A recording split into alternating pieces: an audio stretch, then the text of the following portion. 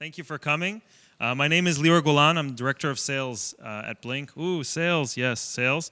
But I'm not going to be pitching you today, or at least I'm going to be trying really hard not to pitch you. At the end, I will save a little bit of time for those of you that do want to see a little bit of what it is that we do in this space of automation, what's really unique. So that part will seem very salesy because I am trying to show you what we're doing in this space. But I have been working with many customers all over the globe on automation projects. I have been involved in many RFPs. I have been involved in many different, lists of success criteria, what customers are looking for. I've been very involved in the projects that have come after those where we've moved forward into taking automation to production. And based off of that experience is what I'm going to share with you guys a little bit about what I see are some important strategies to keep in mind, some criteria to keep in mind when you're exploring automation. Also taking into account what's happening in the automation world, what tools are out there, what's happening in the market, which is also important for us to keep in mind, okay? So first things first, why do we even need automation? I think it's a very simple answer. I don't really expect no one here not to know the answer. I imagine that everybody here can agree that this is what it feels like, right? The day-to-day. This is why we need automation. Simplified, right? By a show of hands, how many of you feel like you or your teams are experiencing this on a day-to-day? That's it? Come on, hands high. There we go. Okay. That's what I expected. So the automation space today, this is kind of where we're at. Generation 1 SOAR tools came out. Great idea, great vision, in my opinion, bad execution, okay? Coming out to provide us automation. But then, approximately 2020, the no-code automation tools started to come out using more, we'll say, easier user interfaces to help customers be able to build their automated workflows. They called themselves no-codes in the beginning. Okay, we were one of them. Okay, called themselves no-code. It's not truly no-code, at least at that stage. So that started to take over the SOAR market, but it's also dying now.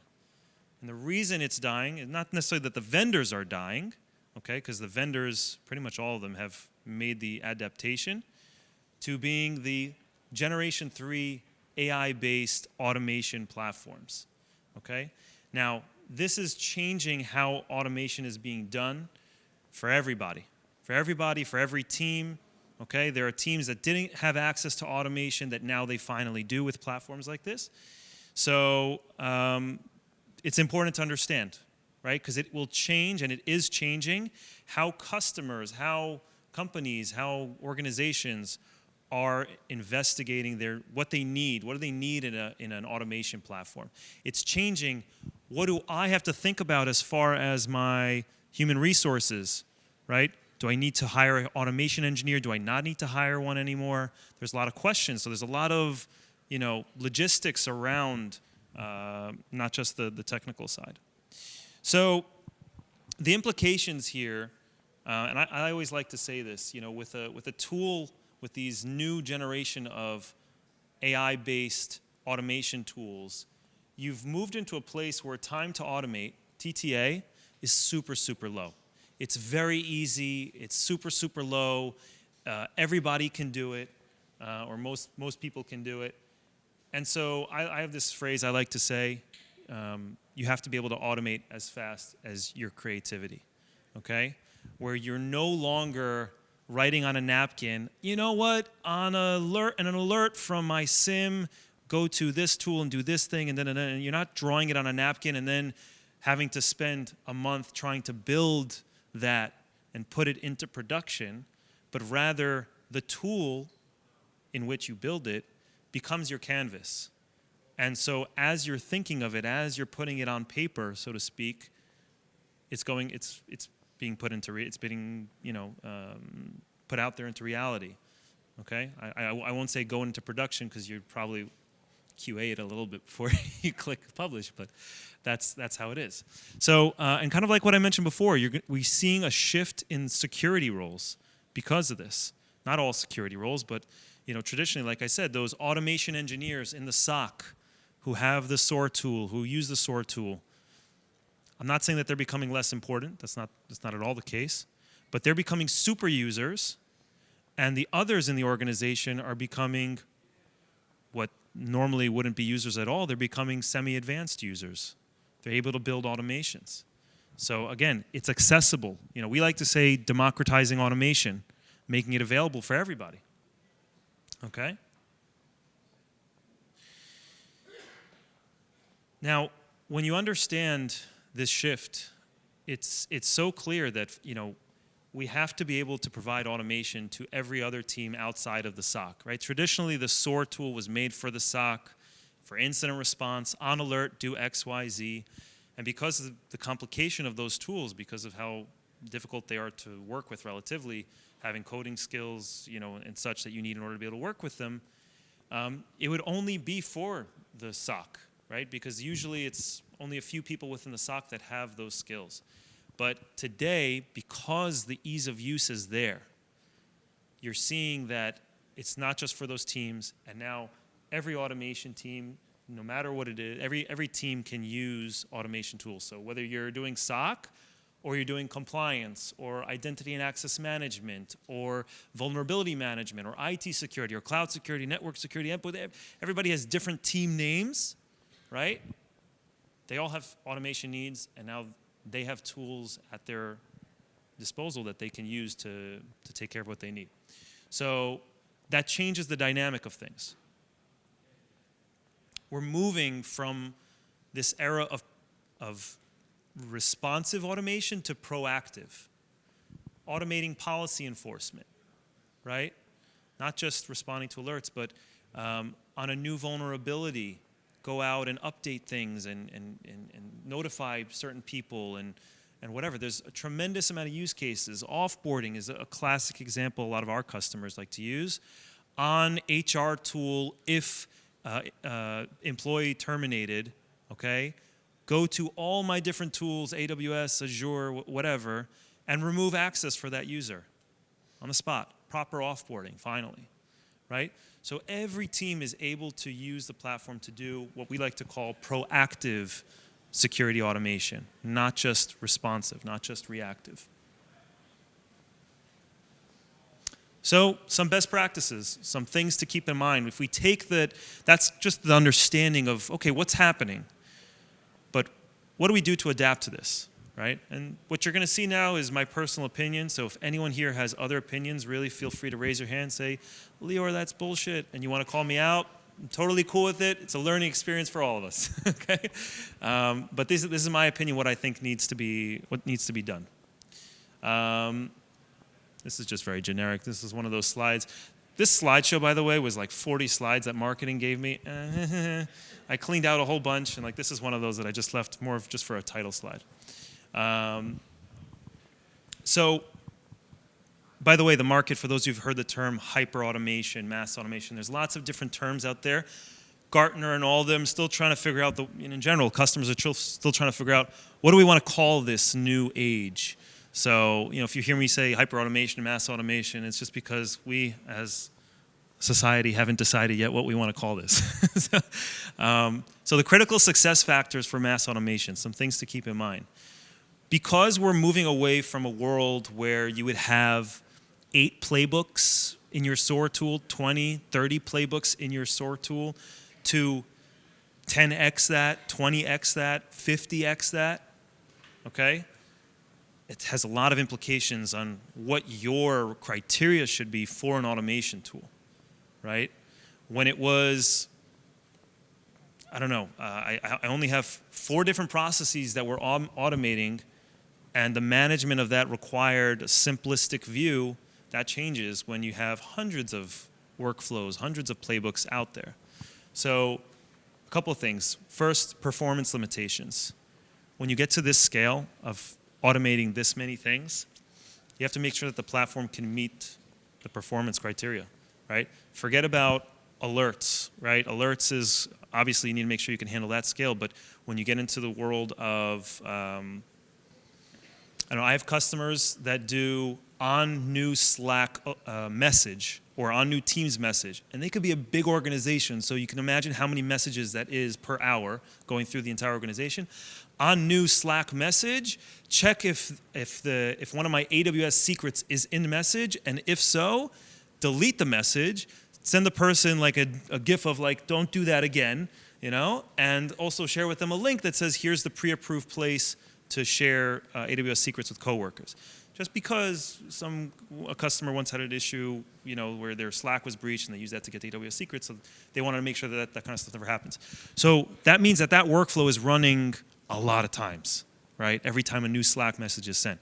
So we have to keep in mind performance limitations. We have to make sure that the platform can support such things. Monitoring of workflows. The more and more that automation becomes a part of your organization and it's really ingrained to many of the things that you do, more and more things that you're doing, if things fail, that's a big problem, right? You can all imagine that. So having the ability to monitor and make sure that the health of my automation apparatus is doing well is critical. So having dashboards or whatever to be able to make sure you get that high level management of what's going on.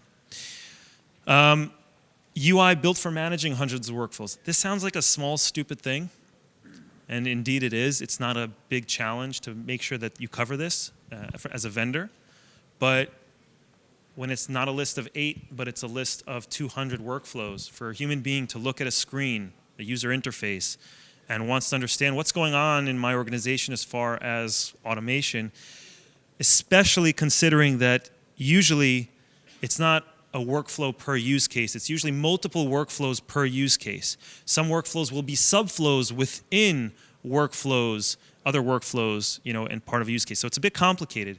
How do we create, or you want to make sure that you have a UI that allows you to easily understand what's happening in your organization as far as automation, what is tied to what, and so that you can properly manage this whole thing, right? If you want to make a change, if you want to swap out a vendor, irrespective of your automation tool, right? You're using SentinelOne and you decided you want to use CrowdStrike now, right? How do you make sure that you can easily handle that in your automation tool? Do I have to go now to 300 workflows and swap that out? Right? So there are user interface considerations to keep in mind from a management perspective long term. Pricing model, not less important, right? If I'm going to be running hundreds of automations, is the pricing model fit to my way of working? Is it going to be like SOAR, user-based? Is it going to be on a price per workflow? Is it going to be on a price per API call? Right? So there's a lot of considerations. Everybody has to decide what makes the most sense for them. But we have to make sure that the platform caters to that. By the way, when you take into account what I mentioned before about an automation platform that's not just for the SOC, but for everybody else, and if you were to try and apply, just to make the example clear, if you were to try and apply SOAR pricing model to that scenario, it doesn't work. Because if I want to provide users to my automation platform all across my security team, and maybe even beyond, right? So that everybody can automate their stuff, I'm not going to pay a SOAR price of $30,000, $40,000, $20,000, whatever it is, whatever discount I manage to get per user, right? So you see that in the modern tools. There's no price per user. Users are unlimited, right? But you have to make sure you're taking those things into consideration. And safeguards for citizen development. Again, if you're allowing everybody to automate, how do you make sure people don't break stuff, right? How do you make sure that people don't intentionally or accidentally break stuff, right? Bad actors and such, insider threat, But again, in most cases, it's probably people making a mistake. People are, they have connections to certain tools and they decide to put isolate of all endpoints as a step in their workflow. And this isn't an advanced user. This is someone who is just playing with it. How do you protect your organization from such things? So this is an important one, especially if you go for the vision of allowing citizen development. I don't like that term, by the way, because development makes it sound like you have to write code, and that's what we all want to get away from. But the basics I can tell you that I think make the most sense: user training as much as possible, even with those users that are out on the edge there that you don't have necessarily a lot of interaction or control with. They're in a department in another country, but as much as possible. So you want to make sure that the vendor is able to give training to as many as possible. Advanced RBAC settings that can cater to that. Segregation of what each user has access to, whether it's in their own workspace or just on a user basis, whatever it is. Permissions, things that they can even add to workflows. The types of actions they can have in those workflows. Is it read? Is it write? You want to make sure that they don't just have complete access to everything. And then there's also procedural questions, which is less of a product question, more of a internal policy. What do we want? What makes the most sense for us as a customer? But the product does need to be able to provide you with the necessary, we'll say, infrastructure to support it. Just as an example, we see customers that will have, in Blink specifically of workspaces, every team will have their own workspace, even in individual users. And so sometimes what our customers will do is they'll create one workspace that they'll call citizen development workspace, just say for the sake of the argument. Citizen development workspace, and that's where all of these non-advanced users, the rest of the security team, we're going to give them access, and they're not able to publish anything. They're not able to, send anything into production. And so it's kind of like a staging workspace. Before someone, when they want to publish it, they click publish, it has to go through approval from one of the admins who has to review it, QA it, even if it's just editing an existing workflow, QA it, and then they'll push it to a production workspace with, but that does require a little bit of work on that side. So there's a lot of questions. Do I want to work like that, or do I want to just really just give everybody their own workspace and let them do what they want? Yes, they have to send their workflows for approval. There's lots of questions there, right? But you want to make sure that that the vendor you choose is able to help you with with such things. Once you actually get to automation, and this seems kind of simple, it seems kind of intuitive, but I think it's always good for those who haven't thought about it just to put it on the table.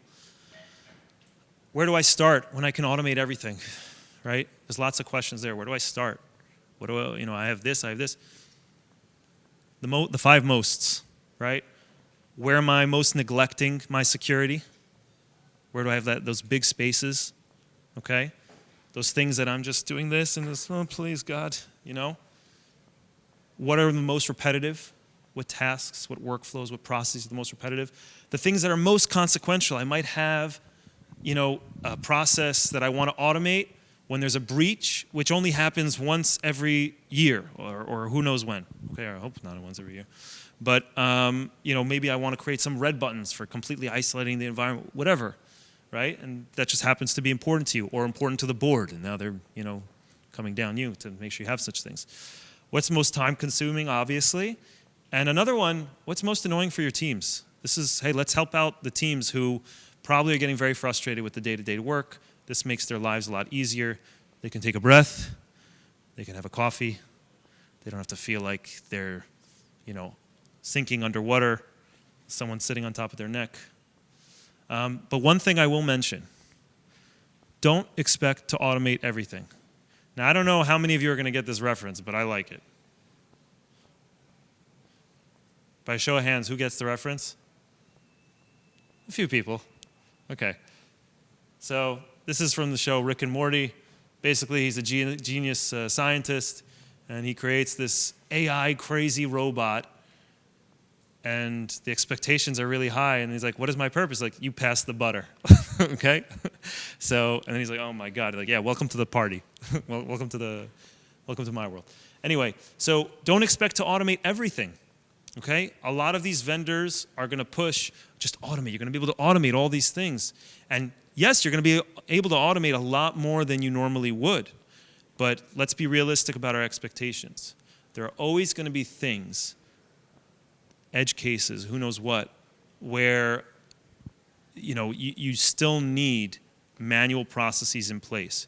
Most of our customers do not fully automate all their processes. Not because they can't, they can, but because they still want a man in the middle, So before isolating an endpoint after who knows what, they'll send a Teams message or a Slack message or a WeChat message, whatever, to the appropriate security channel or person for an approval. Hey, here are all the details, would you like to isolate, not isolate, whatever. So man in the middle. But there are also things that just you can't automate, okay? Or you can automate, but it's going to take time until you get there. Before you develop, before you work on that, even as easy as these new age tools are to build automations with, before you get to that, first I want to spend the time on these other workflows which are much more impactful before on those edge cases. And that's how the building should be done, right? You start with the main workflows, the stuff that's really important, that's taking a lot of time, and you're not going to work on that little branch before you go to the other areas you need help and start to plant those bigger trees, right?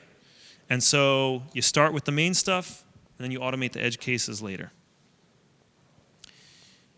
So this brings into play something that I think is really interesting, okay, when it comes to automation platforms. Step one, automate. When we understand that when you're doing all this automation and there are processes that you can't fully automate, there's a question of how do I manage it?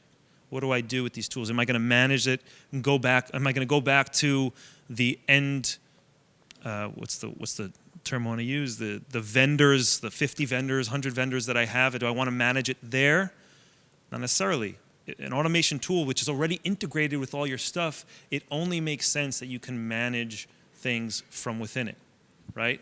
So having, at least in Blink, this is our process. You'll build a workflow.